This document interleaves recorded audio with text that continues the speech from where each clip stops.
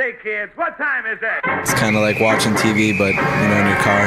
104.7 The Cave, Mike the Intern, Jay Stevens in the studio, Dark Side of the Stream. It's a little early for this light. It is a little early for Jay. I've been up for 5 hours at this point. So today, and as we've done in Dark Side of the Stream, we look at a documentary, and this is Jay's pick, Life After Flash, which was a pretty interesting documentary. But I would like to note before we get into this, my mom is now catching up on Dark Side of the Stream. She had to do a couple big trips recently. Hi, Mom.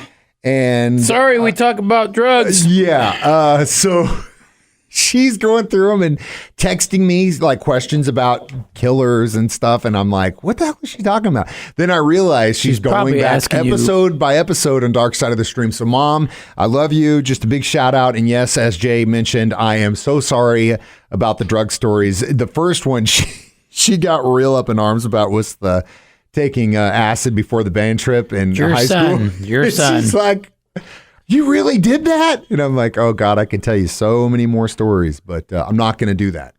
So anyway, hi Mom.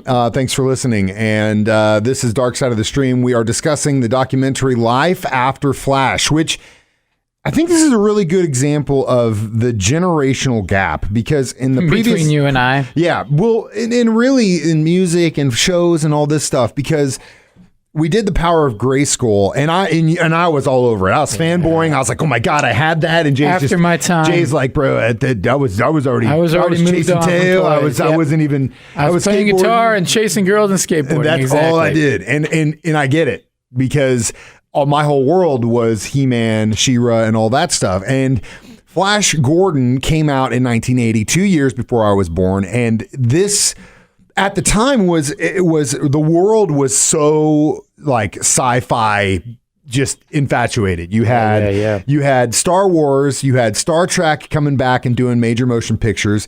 You had Battlestar Galactica, the TV show, and then you had this, which interestingly enough, they actually offered George Lucas to direct this, but it was declined, and then he created Star Wars. They tried to make this movie since the 60s. Yeah, because it was a TV show, wasn't it? Like way back when? Well, Buster Crabbe was Flash Gordon. It was a comic book as well. I think that's how it started, was a comic book. But it's a really crazy story about how the documentary does a really good job of kind of showing you like the hodgepodge of characters that were involved in this thing. You know what I mean? Yeah, it made it sound really epic, the movie, because I don't remember the movie much, but it made me want to watch it again. So the making of it became more interesting than the movie and they made it kind of funny, here's this hero. I think the documentary definitely did a good job of having its own signature style. You know what I mean? Like, it didn't take itself, maybe the movie doesn't take itself seriously. I mean, it's a sci-fi opera. You know what I mean? Exactly. All right, well, it's Dark Side of the Stream. We're discussing Life After Flash. Jay Stevens, Mike the Intern on 104.7 The Cave. 104.7 The Cave, Mike the Intern, Jay Stevens back in the studio discussing Life After Flash on episode 47 of Dark Side of the Stream. Now, this documentary, Netflix, right? Yeah, and it mostly follows along the main character and his life after Flash. Because he'll forever be the Flash, right? I mean, Flash Gordon. But he kind of got blackballed by Hollywood. Kind of? Just for like standing as like maybe he was a prima donna during I don't know, but yeah, like, so now his gig is what? Just cruising around to like sci-fi conventions and signing autographs? Kind of. And he still seems like a prima donna. He definitely likes him. Like, Sam is a big fan of Sam, is who we're talking about, Sam Jones, right? And after he did this movie, he wouldn't work again in Hollywood for 5 years. Well, because there was some issues with him and the director, right? And then there's issues with him. And then didn't they even finish the movie without him? Well, like, yeah. So like this just started putting somebody else in the scenes or something? There was a lot of things that happened. Really big falling out was the money man behind Flash Gordon, Dino. There was a big falling Dino out. De between- Laurentiis. Yeah. Very famous director. Yeah, and there was supposedly going to be a trilogy. They were going to do Right. they did with Star Wars, and that all got scrapped because whether it was Sam's ego or Dino's ego or whatever, they definitely fell out. The other thing that was unfortunate, and I'm surprised we haven't actually found one from Jay yet, was that after the release of the movie, old Sam had done a nude photo spread. And it got reissued in Playgirl in the 1981 issue using his real name, which is like... That's great. So when are we going to see the J issue of Playgirl? Oh, well, nowadays it's all on the internet. Yeah, I guess that's true. We're just come to a Machine Gun Symphony show and you can see it in real life. You've got OnlyFans, you've got Pornhub, YouPorn. The list goes on. Just look for the @JStevens handle. It's Dark Side of the Stream discussing Life After Flash on 104.7 The Cave. 104.7 The Cave. Jay Stevens, Mike the Intern. We're in the studio. It is Dark Side of the Stream, episode number 47, discussing the documentary film Life After Flash, which really tells the story, and not only about the Flash Gordon film, space opera set came out in 1980. The making of it. And the making of it, the production, the falling out between Sam and the producer, which, again, they were going to do a 3-movie trilogy. Boy, he could have made a lot of money. He didn't work again in film until 1985. He did do a TV show right after this, which was called Code Red. It only lasted like a year. And he did appear in Ted. He was in the A-Team, yes. He was in Hunter, Riptide. He was in a few things. He was also in the short-lived NBC sci-fi series The Highwayman. So he bounced around a little bit. But he's been doing sci-fi festivals. One thing this film did, though, that was the first time, I think, in a film, was have a huge rock band do the soundtrack. That's true. And that's a great Look at point. me with the music knowledge. Yeah, Boom, mic drop. He just blew it up. That's exactly where we're going with this. Flash! He'll save every one of us. Yeah, at the point, a band really hadn't just like, other than Hard Day's Night with the Beatles or the Who's. Yeah, but that was a movie Tommy. about them. Who's Tommy would be another good example.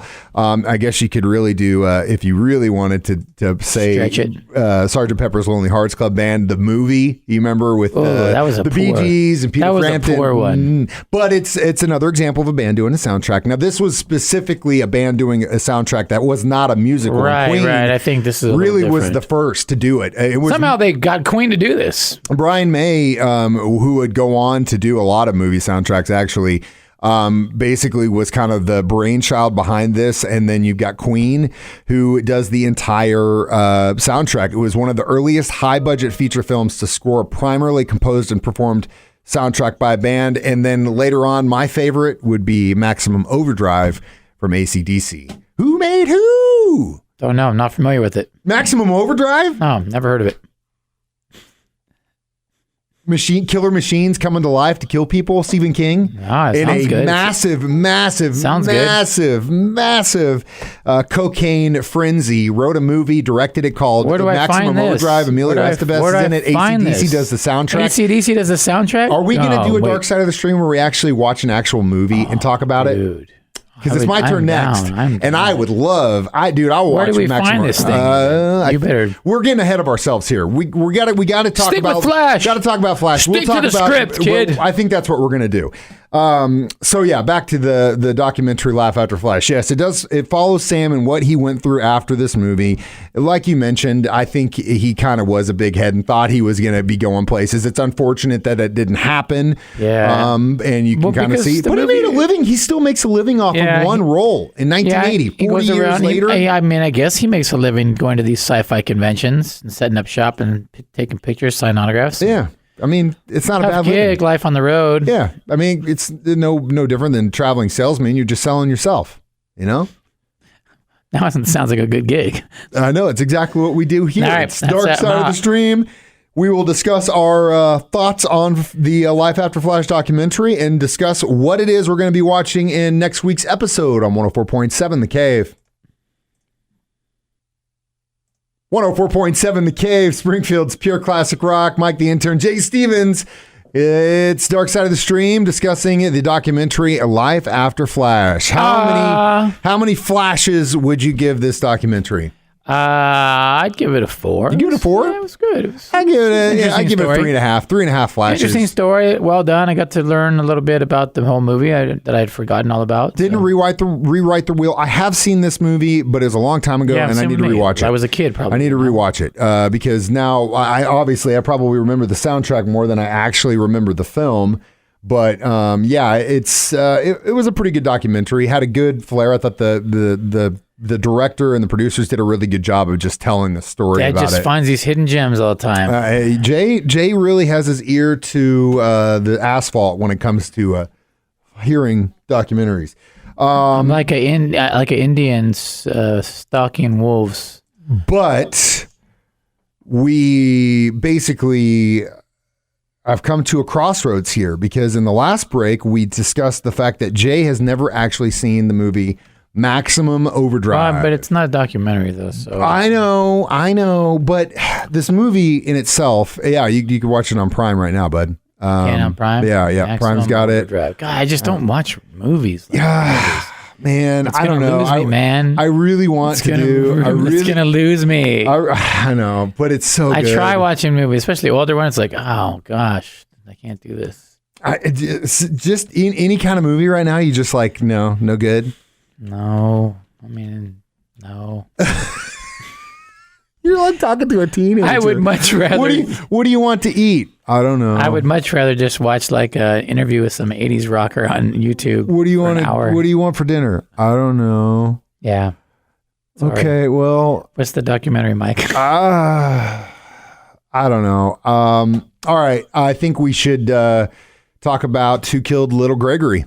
It's about. Where is this? It's on Netflix.